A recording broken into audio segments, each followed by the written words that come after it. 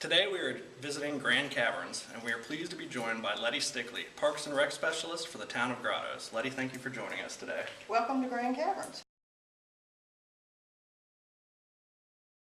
The cave was discovered in 1804 by a young trapper, Bernard Weir. He was searching for a trap, and he tracked the trap to a small hole. He went home and got some tools to retrieve his trap, so he was the first person to actually come into Grand Caverns. In 1804. 1804. Is this the oldest cave? This is, it was then opened to the public. The owner of the property worked for 2 years, opened it to the public in 1806, which does make us the oldest continually open show cave in the United States. So with the cave being opened as early as it was to the general public, it was opened well before the Civil War. Was there any Civil War related events or things that you'd like to share about the cave at that time? Yes, we have over 200 Civil War signatures in the cave. Some have been documented with diary entries or stories that go with the signatures. There are a lot that haven't been, but we do have dates.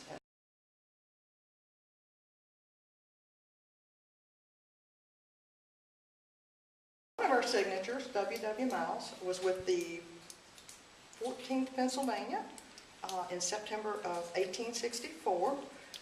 The Union troops were camped west of Cave Hill, and the officers came in for a tour.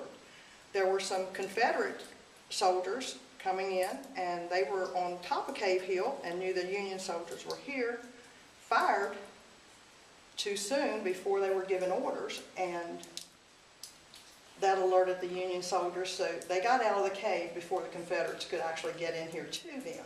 The Union soldiers left, the Confederates came in to tour, and right below W.W. Miles' signature, you'll see a signature of Asa Rogers, who was with the 1st Virginia Cavalry. And they were actually here on the same day, but not at the same time. A signature with I think an interesting story is one with Frank Gibson, who was a BMI cadet. He fought at the Battle of Newmarket. He was wounded 7 times, ended up in the city of Stanton to recuperate, and then in August of 1864, he actually visited the cave while he was recuperating. Another signature would be T.M. Wade. He was with the Rockbridge Artillery, and he was also in here during the Civil War.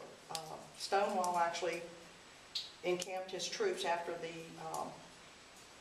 Valley campaign. He encamped in this area as well, and a lot of his soldiers actually came in here and visited the cave while they were recuperating and giving thanks for their victory during the Valley campaign. So T.M. Wade was one of those folks. Well, Lettie, we really appreciate you showing us some of the history of the cave, and it's a beautiful natural wonder, and we really appreciate your time and certainly encourage anybody to visit this wonderful site. Well, thank you. It was my pleasure, and thank you for including us on the signature sites.